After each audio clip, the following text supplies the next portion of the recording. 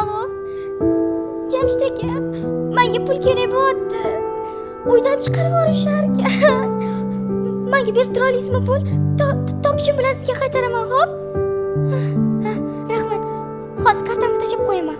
Xo'p. Bu hammani Madina deb o'yladi va cho'chishdi. Xuddi mana shunday tarzda ayol sifatida buxorolik yigitni aldab, pullarni o'zlashtirgan erkak jazolandi. Aniqlanishicha, g'ijduvonlik yigit Madina ismli shaxs bilan ijtimoiy tarmoqlarda tanishib qoladi. Qiz xalqaro Navoiy aeroportida ishlashini hamda Navoiy shahrida ijarada turishini aytgan.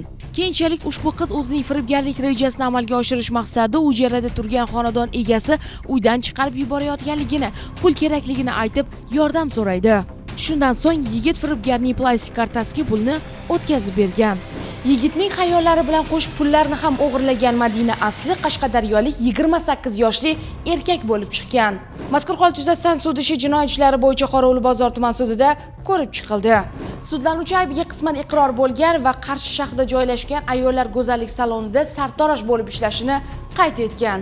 Mazkur holat yuzasidan jinoyat ishlari bo'yicha Qorovul bozor tuman sudining 2024-yil 8-avgust kunidagi hukmi bilan sudlanuvchiga nisbatan O'zbekiston Respublikasi Jinoyat kodeksining 168-moddasi 3-qismi A, B bandlarida nazarda tutilgan jinoyat sodir qilganlikda aybli topib, unga shu modda bilan Jinoyat kodeksining 57-moddasini qo'llab 5 yil muddatga ozodlikdan mahrum qilish jazosi tayinlangan.